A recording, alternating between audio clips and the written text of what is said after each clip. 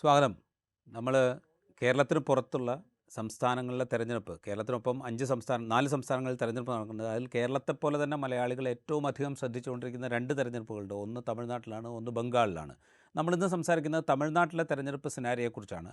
തമിഴ്നാട്ടിൽ opinion Paul's അനുസരിച്ചാണെങ്കിൽ DMK നേതൃത്വം നൽകുന്ന, സ്റ്റാലിൻ നേതൃത്വം നൽകുന്ന സഖ്യം തിരിച്ച് അധികാരത്തിലേക്ക് വരും എന്ന് ഏതാണ്ട് എല്ലാ ഒപ്പീനിയൻ പോളുകളും പ്രഖ്യാപിക്കുന്നു, അല്ലെങ്കിൽ പ്രവചിക്കുന്നു. അതേസമയം പുതിയതായി രൂപം കൊണ്ട നടൻ വിജയുടെ നേതൃത്വത്തിലുള്ള TVK വലിയ തോതിലുള്ള ജനപിന്തുണ ആർജിക്കുന്നു എന്ന ചിത്രങ്ങളും ദൃശ്യങ്ങളും നമ്മളുടെ മുമ്പിലേക്ക് വരുന്നുണ്ട്. അപ്പോൾ TVK എന്ത് ഇമ്പാക്റ്റാണ് തമിഴ്നാട് പൊളിറ്റിക്സിൽ ഉണ്ടാക്കാൻ പോകുന്നത് എന്ന ചോദ്യം അവിടെയുണ്ട്. AIDMK, എടപ്പാടി പളനിസ്വാമിയുടെ നേതൃത്വത്തിൽ AIDMK അവരുടെ സംഘടനാ സംവിധാനം ഉപയോഗിച്ചുകൊണ്ടും BJPയുമായി സഖ്യം ചേർന്നുകൊണ്ടും വലിയൊരു ഫൈറ്റ് DMKക്കെതിരെ നടത്തിക്കൊണ്ടിരിക്കുന്നു. അത് ഏതെങ്കിലും വിധത്തിലുള്ള ഇമ്പാക്റ്റ് ഉണ്ടാക്കുമോ എന്നുള്ള ചോദ്യം അവിടെ അവശേഷിക്കുന്നുണ്ട്. ഇതേക്കുറിച്ച് നമ്മളോട് സംസാരിക്കുന്നത് രാജ്യത്ത് തന്നെ ഏറ്റവും മുതിർന്ന മാധ്യമപ്രവർത്തകരിൽ ഒരാൾ, ടൈംസ് ഓഫ് ഇന്ത്യയുടെ റെസിഡൻറ്റ് എഡിറ്റർ, ദീർഘകാലമായി തമിഴ്നാട് രാഷ്ട്രീയം വളരെ സൂക്ഷ്മമായി വിശകലനം ചെയ്തുകൊണ്ടിരിക്കുന്ന അരുൺ റാമാണ്. സ്വാഗതം നമ്മളുടെ ഈ ഷോയിലേക്ക്. ഞാൻ ആദ്യം ചോദിക്കുന്ന, ഈ ഒപ്പീനിയൻ പോൾസ് DMKയുടെ ഒരു കംഫർട്ടബിളായിട്ടുള്ള തിരിച്ചുവരവ് പ്രവചിക്കുന്നുണ്ട്. ഒരു പക്ഷേ കഴിഞ്ഞ തവണ കിട്ടിയതിനേക്കാൾ കൂടുതൽ സീറ്റുമായിട്ട് DMK അധികാരത്തിലേക്ക് തിരിച്ചു വരും എന്ന് ഒപ്പീനിയൻ പോൾസ് പ്രവചിക്കുന്നു. ഈ പ്രവചനങ്ങളിൽ എത്രത്തോളം അടിസ്ഥാനമുണ്ട് എന്നുള്ളതാണ് എൻ്റെ ആദ്യത്തെ ചോദ്യം. രാജീവ്, ഒപ്പീനിയൻ പോൾസിന് നടത്തേണ്ട ഒരു സമയമായിട്ടില്ല എന്നാണ് എനിക്ക് തോന്നുന്നത്. കാരണം ഇലക്ഷൻ്റെ ഒരു ക്യാമ്പയിൻ തുടങ്ങുന്നതിന് മുമ്പ് ഒരുപക്ഷെ DMK വളരെ സുഗമമായ ഒരു വിജയത്തിലേക്ക് പോകുന്നു എന്നുള്ളതാണ് നമുക്ക് തോന്നിയിട്ടുള്ളത്. അപ്പോൾ ഒപ്പീനിയൻ അതായിരുന്നിരിക്കാം. അത് കഴിഞ്ഞിട്ട് ഒരു 2-3 ആഴ്ചയോളം ക്യാമ്പയിൻ നടന്നു കഴിഞ്ഞപ്പോൾ അതിൻ്റെ ഒരു പിരിമുറുക്കം കൂടിയപ്പോൾ കുറച്ചുകൂടെ ഒരു ടൈറ്റ് ഫൈറ്റ് ആണെന്നുള്ളൊരു ധാരണയാണ് പൊതുവെ വന്നത്. ഒപ്പം തന്നെ ഇതിലൊരു ചോദ്യചിഹ്നമായി നിൽക്കുന്നത് വിജയുടെ TVKയും എത്രത്തോളം ആരുടെ വോട്ട് പിടിക്കുമെന്നും, ആ ഒരു ഡിസ്റപ്റ്ററിന്റെ റോള് ആരെ പ്രതികൂലമായി ബാധിക്കുമെന്നും ആരെ അനുകൂലമായി ബാധിക്കുമെന്നുള്ളത് ഇപ്പോഴും ഒരു ക്ലാരിറ്റി ഇല്ലാതെ നിൽക്കുകയാണ്. അതുകൊണ്ട് തന്നെ ഒപ്പീനിയൻ പോളുകളിലേക്ക് ഞാൻ കടക്കുന്നില്ല. പക്ഷെ പൊതുവെയുള്ളൊരു ധാരണ DMKക്ക് ഒരു അപ്പർ ഹാൻഡ്, ഒരു എഡ്ജ്, മോർ ദാൻ ഒരു എഡ്ജ് ഉണ്ട് എന്നുള്ളത് തന്നെയാണ് പൊതുവായ ഒരു ധാരണ. പൊതുധാരണ എന്ന് പറയുമ്പോൾ പൊതുജനങ്ങളുടെ ധാരണ എന്നല്ല, പത്രപ്രവർത്തകരുടെയും ഫീൽഡ് റിപ്പോർട്ടിങ്ങിന് പോയിട്ടുള്ളവരുടെയും ഒക്കെ ഒരു ഫീഡ്ബാക്ക് വെച്ച് നോക്കുകയാണെങ്കിൽ DMK has A clear edge എന്ന് തന്നെ പറയാം. അതിനൊരു കാരണം വിജയ് എത്രത്തോളം വോട്ട് പിടിക്കുന്നു എന്നുള്ളതാണ്.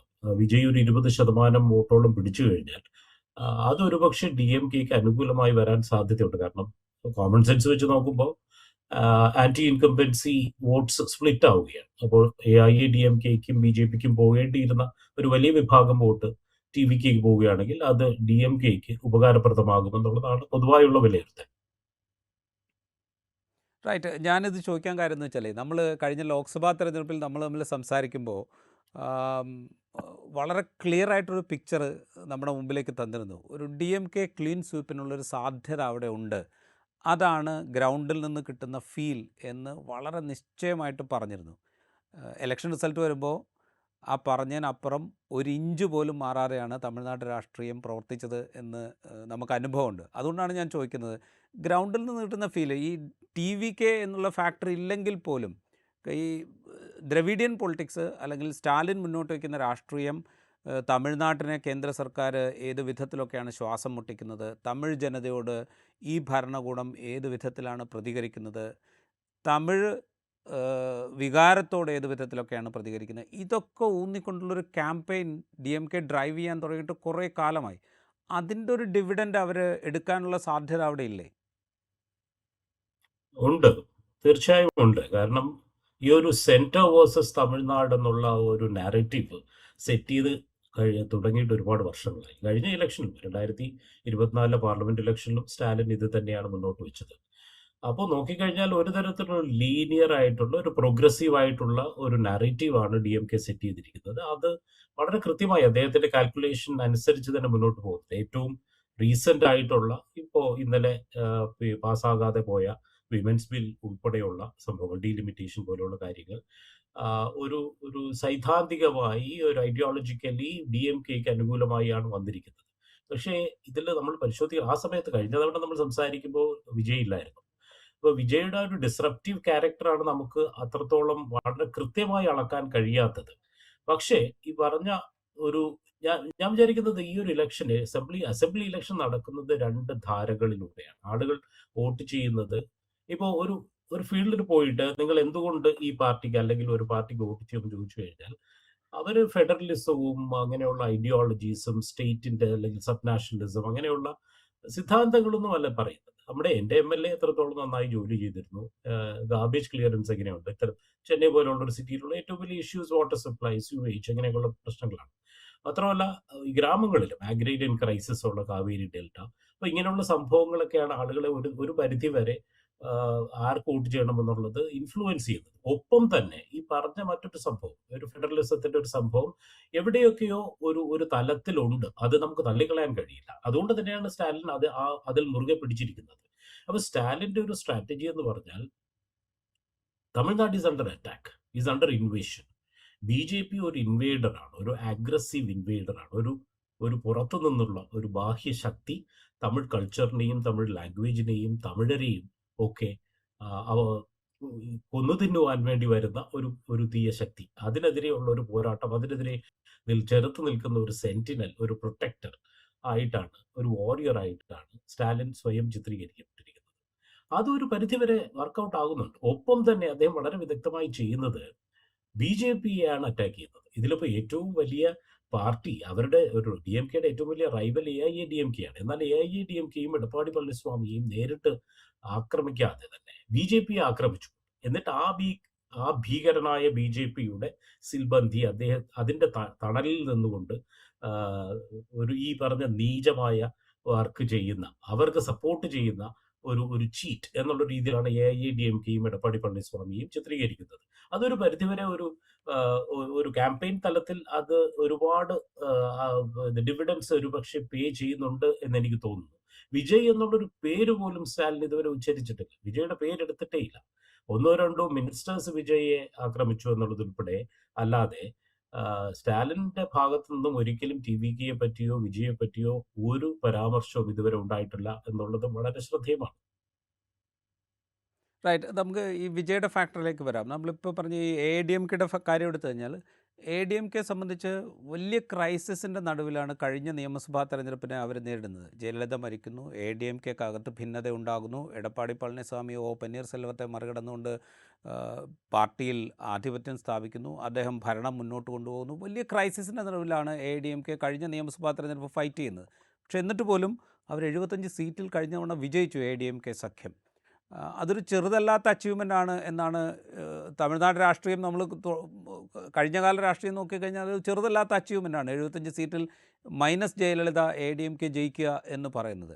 അവിടെ നിന്ന് നോക്കുമ്പോൾ ആൻറ്റി ഇൻകംബൻസി അവിടെയുണ്ട്, ഈ പറയുന്ന അഗ്രേറിയൻ ക്രൈസിസ് അവിടെയുണ്ട്, ഈ സെൻട്രൽ ഗവൺമെൻറ്റിനെതിരായിട്ടുള്ള ഒരു പൊളിറ്റിക്കൽ ഫൈറ്റ് നടക്കുമ്പോൾ പോലും അതുണ്ടാക്കുന്ന, അതായത് സാമ്പത്തിക പ്രതിസന്ധി മൂലം ഉണ്ടാകുന്ന, നാട്ടുകാർക്കുണ്ടാകുന്ന പ്രയാസം അവിടെയുണ്ട്. അപ്പോൾ ഇതിനെ മൊബിലൈസ് ചെയ്യാൻ AIADMKക്ക് സാധിച്ചിട്ടുണ്ട്. അങ്ങനെയാണെങ്കിൽ ആ ആൻറ്റി ഇൻകംബൻസി വേവ് വെച്ചുകൊണ്ട് ഒരു ഫൈറ്റ് നടത്താൻ AIADMKക്ക് തെരഞ്ഞെടുപ്പിൽ സാധിക്കുന്നുണ്ട്. AIADMK എന്ന് പറയുമ്പോൾ AIADMK അടങ്ങുന്ന സഖ്യത്തിന് 2024 പാർലമെന്റ് ഇലക്ഷനിൽ നമ്മൾ ചർച്ച ചെയ്യുമ്പോൾ ഒരു കാര്യം ഞാൻ വ്യക്തമായി പറഞ്ഞിരുന്നു, AIADMK ഒരിക്കലും നമുക്ക് തള്ളിക്കളയാനാവില്ല. കാരണം എത്രയോ 71 മുതൽ ഇത്രയും വർഷമായി, 55 വർഷമായി പടുത്തുയർത്തിയ ഒരു പ്രസ്ഥാനമാണ്. അതിനെ അങ്ങനെ പെട്ടെന്ന് അതിന് വേരോട്ടമില്ലാതെ പോവുകയില്ല. ജയലളിതയുടെ മരണം നടന്നപ്പോൾ, ജയലളിത മരിച്ചപ്പോൾ എല്ലാവരും ഒരു ചിലരൊക്കെ പാർട്ടി അങ്ങനെ എഴുതി തള്ളിയിരുന്നു. കാരണം ഇനി ഒരു നേതൃത്വമില്ല, ഒരു മോണോലിത്തിക് പാർട്ടി ആയിരുന്നു. അതിനെല്ലാം മറികടന്നുകൊണ്ട് എടപ്പാടി പളനിസ്വാമി പാർട്ടിയുടെ നേതൃത്വത്തിൽ ഇരിക്കുകയും പാർട്ടിയെ വേരോട്ടമുള്ള പാർട്ടിയായി തന്നെ തുടരാനുള്ള സംഭവം ചെയ്തിരുന്നു. അതുകൊണ്ട് തന്നെ ആ ഒരു കാഡർ ബേസ് AIADMKക്ക് എപ്പോഴും ഉണ്ട്. അത് പിഴുതെറിയാൻ കഴിയില്ല. എന്നാൽ എത്രത്തോളം ഈ ഗവൺമെന്റിനെതിരെയുള്ള ഇഷ്യൂസിനെ ജനങ്ങളിൽ എത്തിക്കുവാനും ആ ആന്റി ഇൻകംബൻസി, ഒരു ബഹുഭൂരിപക്ഷം ആന്റി ഇൻകംബൻസി വോട്ട്സും തന്റെ പക്കലേക്ക് കൊണ്ടുവരുവാനും എടപ്പാടിക്ക് കഴിയുന്നുണ്ടോ എന്ന് പരിശോധിച്ചു കഴിഞ്ഞാൽ ഇല്ല എന്നുള്ളതാണ് വാസ്തവം. കാരണം എനിക്ക് തോന്നുന്നത് ഗവൺമെന്റിനെതിരെ AIADMKക്കുള്ള ഏറ്റവും വലിയൊരു ആയുധം ക്രമസമാധാനം. അതൊരു perceived fall in crime, rise in crime ആണ്. പ്രത്യേകിച്ചും crime against women and children എന്നുള്ള സംഭവം. ഇതൊരു ശാപം ഡി എം കെയുടെ പല ഗവൺമെന്റുകളും കരുണാനിധി ഉൾപ്പെടെയുള്ള ചീഫ് മിനിസ്റ്റേഴ്സ് എല്ലാം അനുഭവിച്ചിട്ടുള്ള ഒന്നാണ്. അങ്ങനെ ഒരു പെർസെപ്ഷൻ ഡി എം കെ എപ്പോഴൊക്കെ അധികാരത്തിലിരിക്കുന്നു അപ്പോഴൊക്കെ ക്രമസമാധാന നില തകരുന്നു എന്നുള്ളൊരു പെർസെപ്ഷൻ ഉണ്ട്. ക്രൈം റെക്കോർഡ്സ് ബ്യൂറോ പരിശോധിച്ചു കഴിഞ്ഞാൽ ഒരുപക്ഷെ ഇത് ശരിയില്ല, എന്നാൽ ആ ഒരു പെർസെപ്ഷൻ നിലനിന്ന് പോകുന്നു എന്നുള്ള സത്യമാണ്. അത് ഒരു പരിധിയിലധികം ഇ പി എസിനെ കൊണ്ട് എടപ്പാടിയെ കൊണ്ട് ചൂഷണം ചെയ്യാൻ കഴിഞ്ഞിട്ടില്ല. ഒരുപക്ഷെ ആ ഒരു ഇപ്പോൾ പോലീസ് മർദ്ദനം അല്ലെങ്കിൽ പോലീസ് കസ്റ്റോഡിയൽ ഡെത്തിനെ കുറിച്ച് സംസാരിച്ച് തുടങ്ങുമ്പോൾ തന്നെ സാത്താംകുളത്തിലെ ഒരു അച്ഛനെയും മകനെയും പോലീസ് കൊന്നത് അത് എടപ്പാടിയുടെ സമയത്താണ് അത് സംഭവിച്ചത്. അത് ഉയർത്തിക്കൊണ്ടുവരുമെന്നുള്ള ഭയം. കറപ്ഷൻ ഈ ഡി എം കെ ഗവൺമെന്റിലുള്ള 1/2 ഡസനിലേറെ മിനിസ്റ്റേഴ്സ് എല്ലാം കറപ്ഷൻ ചാർജസ് ഫേസ് ചെയ്യുന്നവരാണ്. ഇ ഡിയും സി ബി ഐയും ഒക്കെ ഇൻവെസ്റ്റിഗേറ്റ് ചെയ്യുന്നവരാണ്. 2 മിനിസ്റ്റേഴ്സിന് മിനിസ്റ്റർ സ്ഥാനം നഷ്ടപ്പെട്ടത് തന്നെ കറപ്ഷനുമായി ബന്ധപ്പെട്ടുള്ള അറസ്റ്റ് ചെയ്തതുകൊണ്ട്, പ്രസിഡന്റിൽ പോയതുകൊണ്ട്, കേസ് നേരിടുന്നത് കൊണ്ടാണ്. അപ്പൊ അത്തരത്തിൽ വളരെ ലൈവായിട്ടുള്ള 2 സംഭവങ്ങളാണ് എ ഡി എം കെക്ക് ഉള്ളത്, ഈ ഗവൺമെന്റിനെ അടിക്കാനുള്ള വടികൾ. പക്ഷെ അതും ഉപയോഗിക്കാൻ കഴിയുന്നില്ല. അത് ഉപയോഗിച്ചു കഴിഞ്ഞാൽ ഉടനെ എസ് പി വേലുമണിക്കെതിരെയും തങ്കമണിക്കെതിരെയുള്ള പഴയ DVSC കേസുകൾ കുത്തിപ്പൊക്കിക്കൊണ്ട് ഡി എം കെ വരുന്നു. അപ്പോ ചില പരിമിതികൾ കൊണ്ട് തന്നെ ഈ ഗവൺമെന്റിനെതിരെയുള്ള ചില ജനവികാരങ്ങളെ ചൂഷണം ചെയ്യുവാനും അതിനെ പോൾ പ്ലാങ്കായി മാറ്റിക്കൊണ്ട് വിജയം കരസ്ഥമാക്കാനും ഇ പി എസിന് കഴിയാതെ വരുന്നു. അതൊരു പ്രശ്നം തന്നെയാണ്. മറ്റൊന്ന്, ബി ജെ പിയോടുള്ള ഒരു വിധേയത്വം. അത് പലതും ഇതിനൊരു ഐഡിയോളജിക്കലി AIADMK നേരിടാൻ കഴിയാത്ത ഒരവസ്ഥയിലേക്ക് വന്നിരിക്കുന്നു. കാരണം ബി ജെ പിയുടെ തണലിൽ നിൽക്കുന്ന, ബി ജെ പിയെ സപ്പോർട്ട് ചെയ്യുന്ന ഒരു പാർട്ടി എന്നുള്ള രീതിയിൽ. അപ്പോൾ പകുതി നേരവും അതിനെ ഡിഫെൻഡ് ചെയ്യാൻ വേണ്ടിയിട്ട് എടപ്പാടിക്ക് ശ്രമിക്കേണ്ടി വരുന്നു. അതുകൊണ്ട് തന്നെ വളരെ വളരെ സ്പെസിഫിക് ആയിട്ടുള്ള ഇഫക്റ്റീവ് ആയിട്ടുള്ള ചില പോൾ പ്ലാങ്സ് യൂട്ടിലൈസ് ചെയ്യാൻ എടപ്പാടിക്ക് കഴിയാതെ പോകുന്നു എന്നുള്ളത് AIADMK BJPയുടെ പ്രചരണത്തിന്റെ ഒരു വീഴ്ചയായാണ് ഞാൻ കാണുന്നത്. റൈറ്റ്. അങ്ങനെ നോക്കുകയാണെങ്കിൽ ഇപ്പോൾ ബി ജെ പിയുമായിട്ടുള്ളൊരു സഖ്യം AIADMK ഒരു പ്രതികൂല ഘടകമായിട്ടാണോ വരുന്നത്? ബി ജെ പിയെ സംബന്ധിച്ച് ബി ജെ പി ആകെ 27 സീറ്റിലേ മത്സരിക്കുന്നുള്ളൂ. AIADMK അപേക്ഷിച്ച് വളരെ ജൂനിയർ ആയിട്ടുള്ളൊരു പാർട്ട്ണറാണ് ബി ജെ പി. അണ്ണാമലയെ പോലെ ഫയർ ബ്രാൻഡായി കഴിഞ്ഞ ലോക്സഭാ തെരഞ്ഞെടുപ്പിലൊക്കെ ഭയങ്കരമായി ഡി എം കെ ഒപ്പോസ് ചെയ്ത നേതാക്കളിപ്പോൾ ഏതാണ്ട് സൈലൻ്റായി മാറിയിരിക്കുകയും ചെയ്യുന്നുണ്ട്. അപ്പോൾ അത്രത്തോളം problem B J P AIADMK അവിടെ ഉണ്ടാക്കുന്നുണ്ടോ? എപ്പോഴും ബി ജെ പി എനിക്ക് തോന്നുന്നത് AIADMK ഒരു ബേർഡൻ തന്നെയാണ്. അത് ഏറ്റവും നമ്മൾ വ്യക്തമായി കണ്ടത് 2021 ഇലക്ഷനിൽ. അതുകൊണ്ട് തന്നെയാണ് ആ പാർട്ടിക്ക് ജയിക്കാൻ കഴിയാത്തത്. ഒരു പക്ഷേ ഇത്രയും വോട്ട് പിടിച്ച് ഇത്രയും സീറ്റുകളൊക്കെ പിടിച്ചുവെങ്കിലും കാരണം ഈ ഒരു ക്യാമ്പയിൻ ചെയ്യുമ്പോൾ ഈ ഒരു പോളറൈസിങ് ആയിട്ടുള്ള, കാരണം എന്തൊക്കെ പറഞ്ഞാലും ഇതൊരു ദ്രവീഡിയൻ ലാൻഡ്, അതിൻ്റെ ഒരു പഴയ ഈത്തോസൊക്കെ എവിടെയൊക്കെയോ ജീവിച്ചിരിപ്പുണ്ട്. അപ്പോൾ ഒരു റാഷണലിസത്തിൽ നിന്നൊക്കെ ജനങ്ങൾ മാറിയിട്ടുണ്ട് എങ്കിലും ഈ ഒരു വിഘടിച്ചുള്ള ഒരു പോളറൈസ്ഡ് ആയിട്ടുള്ള ഒരു കമ്മ്യൂണലായിട്ടുള്ള ഒരു സംഭവത്തിലോട്ടുള്ള ആഭിമുഖ്യം വളരെ കുറവുള്ള, വളരെ ചെറിയ പോക്കറ്റ്സിൽ മാത്രം നിലനിൽക്കുന്ന ഒരു സംസ്ഥാനമാണ് തമിഴ്നാട്. അതുകൊണ്ട് തന്നെ ബി ജെ പി ഒരു ബർഡൻ തന്നെയാണ്. ഇതൊരു മാരേജ് ഓഫ് കൺവീനിയൻസ് തന്നെയാണ്. നമുക്കറിയാം 2023 ഈ 2 പാർട്ടികളും പിരിഞ്ഞ് 2 വഴിക്ക് പോയിട്ട് 24 വീണ്ടും അമിത്ഷായുടെ ആഭിമുഖ്യത്തിലുള്ള ഒരു സ്ട്രാറ്റജി ആയിട്ട് തിരിച്ചു വന്നിരിക്കുക. അപ്പൊ ഇത് ഏച്ചുകെട്ടി മുഴച്ചിരിക്കുന്ന ഒരു അലയൻസ് തന്നെയാണെന്നതിൽ യാതൊരു സംശയവുമില്ല. അതൊരു നേതൃത്വ ലെവലിൽ അങ്ങനെയുള്ള പ്രശ്നങ്ങൾ നിലനിൽക്കുമ്പോൾ തന്നെ ഒപ്പം ഒരു ഗ്രൗണ്ട് ലെവലിൽ ഈ 2 പാർട്ടികളുടെയും കാഡേഴ്സ് എങ്ങനെ തോളൊരുമി നിന്നുകൊണ്ട് ഒരുമിച്ച് വർക്ക് ചെയ്യുന്നു എന്നുള്ളത് പരിശോധിക്കണം. അതും ചില പ്രശ്നങ്ങളുണ്ട്. അതിപ്പോൾ ചിലയിടങ്ങളിൽ കോൺഗ്രസും DMKയും തമ്മിലുള്ള പ്രശ്നങ്ങൾ ഉള്ളതുപോലെ തന്നെ അത് പക്ഷേ കൂടുതൽ അധികമാണ് ബി ജെ പിയും AIADMKയും തമ്മിലുള്ള പ്രശ്നങ്ങളെന്ന് എനിക്ക് തോന്നുന്നു.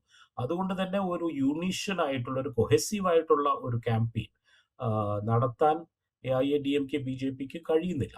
ഇപ്പോൾ ആകെ അറ്റാക്ക് ചെയ്യുന്നത് സ്റ്റാലിനെ അറ്റാക്ക് ചെയ്യുന്നു, കുടുംബവാഴ്ചയെന്ന് അറ്റാക്ക് ചെയ്യുന്നു, പൊതുവായിട്ടുള്ള ചില ആരോപണങ്ങൾ അല്ലാതെ കൂടുതൽ നേരം ഇന്നലെയും ഒക്കെ ഇപ്പോൾ എടപ്പാടി കുറേ സമയം ചെലവഴിക്കുന്നത് ഡീലിമിറ്റേഷനെ സപ്പോർട്ട് ചെയ്ത് സംസാരിക്കുമ്പോഴാണ്. അപ്പോൾ ബി ജെ പിയുടെ ചില നയങ്ങളെ, കേന്ദ്ര സർക്കാരിന്റെ നയങ്ങളെ പ്രൊട്ടക്ട് ചെയ്യുന്നതിന് വേണ്ടി ഒരുപാട് സമയം ചെലവഴിക്കുമ്പോൾ തന്നെ വളരെ AIADMK കഴിയുന്നില്ല. അതിന് കാരണം BJP എന്നുള്ള ആ ഒരു ബർഡൻ എന്നുള്ളത് കൊണ്ട് തന്നെയാണ്. റൈറ്റ്. ഞാൻ ഈ മുന്നണികൾ എടുത്തു കഴിഞ്ഞാൽ DMKയെ സംബന്ധിച്ച് DMKയുടെ നേതൃത്വത്തിലുള്ള മുന്നണിയിൽ ഘടകകക്ഷികൾ ധാരാളമുണ്ട്. ആ ഘടകകക്ഷികളുടെ ഡിമാൻഡൊക്കെ ഒരു പരിധിവരെ അംഗീകരിച്ചുകൊണ്ട് കഴിഞ്ഞ തവണ മത്സരിച്ചതിനേക്കാൾ കുറച്ച് സീറ്റുകൾ, ചെറിയ 5-6 സീറ്റ് കുറച്ച് DMK മത്സരിക്കുന്നു. കഴിഞ്ഞ തവണ 173 സീറ്റിൽ മത്സരിച്ചു. ഇത്തവണ 164 സീറ്റിലാണ് DMK മത്സരിക്കുന്നത്. സ്വന്തം സീറ്റ് വിട്ടുകൊടുത്തു വരെ ഘടകകക്ഷികളെ മാനേജ് ചെയ്യാൻ DMK ശ്രമിച്ചിരിക്കുന്നു. ഇപ്പുറത്ത് AIADMK, AIADMKക്കൊപ്പം BJP ഉണ്ട്, PMK ഉണ്ട്, അമ്മ മക്കൾ കക്ഷിയുണ്ട്. ഈ മുന്നണികളുടെ ഒരു ബലാബലം എടുത്തു കഴിഞ്ഞാൽ ഈ മുന്നണികളുടെ മാനേജ്മെൻറ്റ് ഏത് വിധത്തിലാണ്? അതിൽ ഭേദം AIADMK ആണോ അത് DMK ആണോ? അതിലൊരു അഡ്വാൻറ്റേജ് ഉണ്ടാവുക ഏത് പാർട്ടിക്കാണ്? മുന്നണി രാഷ്ട്രീയം എപ്പോഴും അരിത്മെറ്റിക്കിലും കെമിസ്ട്രിയിലും നമ്മൾ ഡിപ്പെൻഡൻ്റ് ആണല്ലോ. അപ്പോൾ അരിത്മെറ്റിക്കിൽ നോക്കിക്കഴിഞ്ഞാൽ DMKയുടെ മുന്നണി മുന്നിലാണ്. കാരണം 21 അവസാന കൗണ്ടിൽ 21 പാർട്ടികളുള്ള ഒരു സംഭവമായിരുന്നു. അപ്പോൾ പണ്ടിത് കരുണാനിധി തുടങ്ങി വെച്ച ഒരു സംഭവമാണ് റെയിൻബോ അലയൻസ് എന്നുള്ളൊരു സാധനം. ഇതിപ്പോൾ ഒരു ട്രിപ്പിൾ റെയിൻബോ അലയൻസ് ആയി. ഈ 7x3 21 പാർട്ടീസാണ്. അതപ്പോൾ ഒരു ഓൾ ഇൻക്ലൂസീവ് ആയിട്ടുള്ള, അത് വെറും ഒരു നമ്പർ മാത്രമല്ല, അതിന്റെ കെമിസ്ട്രി കഴിഞ്ഞാലും അതിൻ്റെ ഒരു പേഷൻ കൂടുതലാണെന്ന് തോന്നുന്നു. കാരണം ഇടതുപക്ഷ പാർട്ടികൾ, CPI CPM, മുസ്ലിം പാർട്ടികൾ, VCK, ദളിത് റെപ്രസെൻറ്റേഷൻ, അതുപോലെ തന്നെ DMKയുമായി സൈദ്ധാന്തികമായി ഒത്തുചേരാൻ കഴിയുന്ന പാർട്ടികളാണ് ഒരുമിച്ച് നിൽക്കുന്നത്. എന്നാൽ അപ്പുറത്ത് ആകട്ടെ BJPയും AIADMK നമ്മൾ ഈ ചർച്ച ചെയ്തതുപോലെ തന്നെയുള്ള സൈദ്ധാന്തികമായിട്ടുള്ള ഗ്രൗണ്ട് ലെവലിലുമുള്ള ചില വ്യത്യാസങ്ങളുള്ള സ്വരച്ചേർച്ച ഇല്ലാത്ത പാർട്ടികളാണ്. ഒപ്പം തന്നെ നിൽക്കുന്നത് AMMK ക്യാമ്പയിൻ തുടങ്ങുന്നതിന് ഒരു മാസം മുമ്പ് വരെ എടപ്പാടി പളനിസ്വാമിയെ ചീഫ് മിനിസ്റ്ററായി ഒരിക്കലും അംഗീകരിക്കില്ല എന്ന് പറഞ്ഞ ഒരാളാണ് TTV ദിനകരൻ. അദ്ദേഹത്തിന്റെ പാർട്ടിയാണ് AMMK. അപ്പോൾ ഇതെല്ലാം സാഹചര്യങ്ങൾ അനുസരിച്ച് മാറി വന്ന പാർട്ടികളാണ് ഒരുമിച്ച് നിൽക്കുന്നത്. അതിൻ്റെ ഒരു അരിത്മെറ്റിക് സ്ട്രെങ്ത് ഉണ്ട്. കാരണം AMMK പ്രത്യേകിച്ചും വന്നതുകൊണ്ട് ഈ മുന്നണിക്ക് AIADMK BJP മുന്നണിക്കുള്ള ഏറ്റവും വലിയ ഒരു അഡ്വാൻറ്റേജ് എന്ന് പറയുന്നത് തേവർ വോട്ടുകളാണ്. മധുരയിലും അതിൻ്റെ പ്രാന്തപ്രദേശങ്ങളിലുമുള്ള തേവർ വോട്ടുകൾ സദേൺ തമിഴ്നാട്ടിലുള്ള. അതല്ലെങ്കിൽ ഒരുപക്ഷെ അന്യം നിന്ന് പോയി, ഇതിൽ നിന്ന് AIADMKയിൽ നിന്ന് അകന്നു പോയേനെ. അപ്പോൾ AMMK TTV ദിനകരൻ ഒരു പരിധി വരെ ആ വോട്ടുകൾ തിരിച്ച് ഈ മുന്നണിയിലേക്ക് കൊണ്ടുവരാൻ സഹായിക്കുന്നു. അതുകൊണ്ട് അരിത്മെറ്റിക് അവിടെ വർക്ക് ചെയ്യുന്നുണ്ട്. പക്ഷെ അതിന് വീണ്ടും പ്രതികൂലമായി ബാധിക്കുന്നത് ഒ പനീർസെൽവവും ശശികലയും നടത്തുന്ന സ്പോയിൽ സ്പോട്ടുകളാണ്. നമുക്കറിയാം ഒ പനീർസെൽവം മുഖ്യമന്ത്രിയായിരുന്നതാണ്, ജയലളിതയുടെ സബ്സ്റ്റിറ്റ്യൂട്ടായി 3 തവണ. അദ്ദേഹം DMKയിൽ ചേർന്നു. അദ്ദേഹം DMKക്ക് വേണ്ടി ഇപ്പോൾ പ്രചാരണം ചെയ്യുകയാണ്. ശശികലയാവട്ടെ ഒരു പെർഫെക്റ്റ് സ്പോട്ടായിട്ട് എടപ്പാടി പളനിസ്വാമിയെ അറ്റാക്ക് ചെയ്യുന്നു. അപ്പോൾ ഇവർ രണ്ടുപേരും തേവർ പോക്കറ്റ്സ് ഓഫ് ഇൻഫ്ലുവൻസ് ഉള്ള ആളുകളുമാണ്. അതായത് ഈ വിജയുടെ പാർട്ടി ഏത് വിധത്തിലായിരിക്കും ഈ തെരഞ്ഞെടുപ്പ് ഫലത്തെ സ്വാധീനിക്കുന്നത്? പല കണക്കുകൾ വരുന്നുണ്ട്. ചിലത് 10 മുതൽ 12% വരെ വോട്ട് പിടിക്കാം, ചിലത് 15 മുതൽ 20% വരെ വോട്ട് പിടിക്കാം, ചില കണക്കുകളിൽ 20 മുതൽ 23% വരെ വോട്ട് പിടിക്കാം. അതുപോലെ ആകെയുള്ള 234 സീറ്റുകളിൽ 200 സീറ്റിലെ ഫലത്തെ സ്വാധീനിക്കാൻ വിജയുടെ പാർട്ടിക്ക് സാധിച്ചേക്കും എന്നുള്ള കണക്ക് വരുന്നുണ്ട്. വിജയുടെ പാർട്ടി തന്നെയും 20 മുതൽ 25 വരെ സീറ്റ് പിടിച്ചേക്കാം എന്നുള്ള കണക്ക് വരുന്നുണ്ട്. ചുരുക്കത്തിൽ ഈ തമിഴ്നാടിൻ്റെ ഇലക്ട്രൽ ഫലത്തെ നിശ്ചയിക്കുന്നത് വിജയും വിജയുടെ പാർട്ടിയും ആകുകയാണ് എന്നാണോ ഇപ്പോഴത്തെ ഒരു തമിഴ്നാടിൻ്റെ സിറ്റുവേഷൻ? അങ്ങനെയാണെങ്കിൽ ഞാൻ ചോദിക്കുന്നത്, ഈ തെരഞ്ഞെടുപ്പിന് അപ്പുറത്തേക്ക് തമിഴ്നാട് രാഷ്ട്രീയത്തെ ഗൈഡ് ചെയ്യുക ഇനി വിജയായിരിക്കും എന്നൊരു സിനാരിയോ ഉണ്ടോ? എനിക്ക് തോന്നുന്നത് വിജയ് 2026 ഇലക്ഷനെ കുറിച്ച് ആലോചിക്കാതിരുന്നാൽ തന്നെ വിജയ് ഒരു രാഷ്ട്രീയക്കാരൻ എന്നുള്ള നിലയിൽ ഒരു പ്രൈമറി വിക്ടറി പുള്ളിക്ക് കിട്ടിക്കഴിഞ്ഞു എന്നുള്ളതാണ്. കാരണം അദ്ദേഹത്തിന് ഒരുപാട് സീറ്റ് കിട്ടണമെന്നില്ല. ഇപ്പോൾ നമുക്ക് നിരീക്ഷിക്കാൻ കഴിയാത്ത ഒരു തരംഗമുണ്ടോ എന്ന് എനിക്കറിയില്ല. അങ്ങനെ ഒരു തരംഗം കാണുന്നില്ല. ഈ ആൾക്കൂട്ടത്തിന്റെയും ആരവത്തിന്റെയും ഇത് വെച്ച് നമുക്കൊരിക്കലും ഒരു ഇലക്ഷനെ വിലയിരുത്താൻ കഴിയില്ല. അപ്പോൾ വിജയുടെ റോഡ് ഷോകളിൽ കൂടുന്ന ആളുകളുടെ തലയെണ്ണം എടുക്കുകയാണെങ്കിൽ ഒരുപക്ഷെ അദ്ദേഹം മുഖ്യമന്ത്രി അയക്കുന്ന ഒരാളുകൾ പറഞ്ഞേക്കാം. പക്ഷെ ഇലക്ട്രൽ രാഷ്ട്രീയം അങ്ങനെയല്ലല്ലോ നടക്കുന്നത്. ഇതിന് ആദ്യം ഒന്ന് നമുക്ക് അനലൈസ് ചെയ്യാം. വിജയുടെ പാർട്ടിയുടെ പ്രശ്നം എന്നുള്ളത് ഒരു ഗ്രൗണ്ട് ലെവലിലുള്ള ബൂത്ത് ലെവലിലുള്ള ഒരു നെറ്റ്വർക്കിംഗ് ഇല്ല. അവർക്ക് അതിനുള്ള ഒരു എക്സ്പീരിയൻസ് ഇല്ല. മറ്റൊന്ന്, അദ്ദേഹത്തിന് അത് പറഞ്ഞു കൊടുക്കാനോ അല്ലെങ്കിൽ അങ്ങനെ ഒരു ഫാൻ ബേസിനെ കാഡർ ബേസായി മാറ്റുവാനും ഒരു ഫാൻ അസോസിയേഷൻ ഒരു പൊളിറ്റിക്കൽ പാർട്ടിയുടെ യൂണിറ്റ് ആക്കി മാറ്റുവാനുള്ള ഒരു പ്രോസസ്സിലൂടെ കടന്നു പോകാൻ ആ പാർട്ടിക്ക് ഒരുതരം ഒരു നേതൃത്വം വേണം. എല്ലാ പാർട്ടികളും നമ്മൾ ഹിസ്റ്ററി പരിശോധിച്ചു കഴിഞ്ഞാൽ എല്ലാ പാർട്ടികളും അതിലൂടെ കടന്നു പോയിട്ടുണ്ട്. ഇപ്പോൾ TVKക്ക് അതിലൂടെ കടന്നു പോകാനുള്ള സമയം കിട്ടിയിട്ടില്ല. അതുകൊണ്ട് തന്നെ ഒരുപക്ഷെ അടുത്ത ഇലക്ഷനിൽ 2031 വിജയ് ഒരു വലിയൊരു ചീഫ് മിനിസ്റ്റീരിയൽ പ്രോസ്പെക്റ്റ് ആയിട്ട് വന്നേക്കാം. പക്ഷെ തൽക്കാലം ഇപ്പോൾ 15% കിട്ടിയാലും 20% കിട്ടിയാലും അത് സീറ്റായി കൺവേർട്ട് ചെയ്യുന്നത് വളരെ ബുദ്ധിമുട്ടായിരിക്കും. Unless there is an invisible തരംഗം which I am unable to read. ഇപ്പോൾ തൽക്കാലം ഒരു ഡിസ്റപ്റ്റർ എന്നുള്ള രീതിയിൽ വിജയിച്ചു കഴിഞ്ഞിരിക്കുന്നു. വിജയ്ക്ക് 10% വോട്ട് കിട്ടിയാലും തമിഴ്നാടിന്റെ ചരിത്രത്തിൽ ആദ്യമായിരിക്കും എംജിആറിനും ജയലളിതയ്ക്കും ശേഷം ഒരു ക്രോസ് ഓവർ ആർട്ടിസ്റ്റ് ഫിലിംസിൽ നിന്ന് സിനിമയിൽ നിന്ന് പൊളിറ്റിക്സിലേക്ക് വന്നിട്ട് 10% വോട്ട് വന്നത്. വിജയകാന്തിന് 8.5% വോട്ടായിരുന്നു കിട്ടിയിരുന്നത്. കമൽഹാസൻ അറിയാം 2.5-3% വോട്ടായിരുന്നു. ആ ഒരു രീതിയിൽ വിജയും TVKയും ഒരു വൻ വിജയം തന്നെയാണ്. ഈ ഈ ഇലക്ഷനിൽ ജയിക്കുന്ന കാര്യം വളരെ സംശയമാണ്. കാരണം അതൊരു സിംഗിൾ ഡിജിറ്റിന് മേളിലേക്ക് സീറ്റ് തന്നെ പോകുമോ എന്നുള്ള കാര്യം സംശയമാണ്. എന്നാൽ ഈ ഡിസ്റപ്ഷൻ ഏറ്റവും കൂടുതൽ അദ്ദേഹം അട്രാക്ട് ചെയ്യുന്നത് യുവജനങ്ങളെയും വനിതകളെയുമാണ്, സ്ത്രീകളെയുമാണ്. അപ്പോൾ ഒരു കോമൺ സെൻസ് വെച്ച് ട്രഡീഷണലി നമുക്കറിയാം വനിതകൾ കൂടുതൽ വോട്ട് ചെയ്തിരുന്നത് AIADMKക്കാണ്. പക്ഷേ DMKയുടെ ഈ സ്റ്റാലിൻ്റെ ഗവൺമെൻറ് ഒരുപാട് സ്ത്രീകൾക്ക് വേണ്ടി ഒരുപാട് പോളിസീസും വെൽഫെയർ മെഷേഴ്സും ഒക്കെ നടത്തിയിട്ടുണ്ടെങ്കിലും അപ്പോൾ ആ വോട്ടുകൾ വിജയിക്ക് പോവുകയാണെങ്കിൽ ബാധിക്കപ്പെടുന്നത് AIADMK ആയിരിക്കും. Youngsters generally believe to support DMK. അങ്ങനെയാണെങ്കിൽ DMKക്ക് അപ്പോൾ ഇതിൽ കൃത്യമായി എത്രത്തോളം വോട്ടുകൾ ആരിൽ നിന്ന് പോകുന്നു എന്നുള്ളത് നമുക്ക് ഇതുവരെ കണ്ടുപിടിക്കാൻ കഴിഞ്ഞിട്ടില്ല. എന്നാലും പൊതുവെ ഒരു ആന്റി ഇൻകംബൻസി ഇരിക്കുന്ന ഒരു സംസ്ഥാനത്ത് ഇങ്ങനെ ഒരു ഡിസ്റപ്റ്റർ വന്ന് അതും ഒരു ഇൻകംബന്റിനെ ഫസ്റ്റ് പ്രൈമറി റൈവലായി ചാലഞ്ച് ചെയ്യുമ്പോൾ ബെനിഫിഷ്യറി ആകുന്നത് ആ പ്രൈമറി റൈവൽ തന്നെ ആയിരിക്കും. കാരണം AIADMKക്ക് പോകേണ്ടിയിരുന്ന പല വോട്ടുകളും DMKക്ക് പോകും. നമ്മൾ പറഞ്ഞു തുടങ്ങിയ സ്ഥലത്ത് തന്നെ തിരിച്ചെത്തിയിരിക്കുന്നു. അതുകൊണ്ട് തന്നെ ആസ് എ ഡിസ്റപ്റ്റർ വിജയിച്ചിരിക്കുന്നു. ആ വിജയം വളരെ ഐറോണിക്കലി സ്റ്റാലിനെ സന്തോഷിപ്പിച്ചിരിക്കുന്നു എന്നാണ് എനിക്ക് തോന്നുന്നത്. റൈറ്റ്. അതുകൊണ്ടായിരിക്കും ഒരുപക്ഷെ ഏറ്റവും വോക്കലായി DMKയെ ഭയങ്കരമായി അറ്റാക്ക് ചെയ്യുന്ന വിജയിയാണ് നമ്മൾ കാണുന്നത്. ഇപ്പുറത്ത് താങ്കൾ നേരത്തെ സൂചിപ്പിച്ചതുപോലെ തന്നെ വിജയുടെ കാര്യം വലിയ തോതിൽ പരാമർശിക്കാത്ത സ്റ്റാലിനെയാണ് നമ്മൾ കാണുന്നത്. അപ്പോൾ എന്ന് വെച്ച് കഴിഞ്ഞാൽ ഒരു സ്റ്റാറ്റസ് കോ മെയിൻറ്റെയിൻ ചെയ്യാൻ നല്ലത് വിജയെ അങ്ങോട്ട് അഴിച്ചുവിടുകയാണ് എന്ന് സ്റ്റാലിൻ തീരുമാനിക്കുന്നു. DMK അറ്റാക്ക് ചെയ്യുക വഴി ADMKയിലേക്ക് പോകുന്ന വോട്ടുകൾ ഇപ്പുറത്തേക്ക് സമാഹരിച്ചുകൊണ്ട് തൻ്റെ പാർട്ടിയെ വളർത്താം എന്ന് വിജയും തീരുമാനിക്കുന്നു.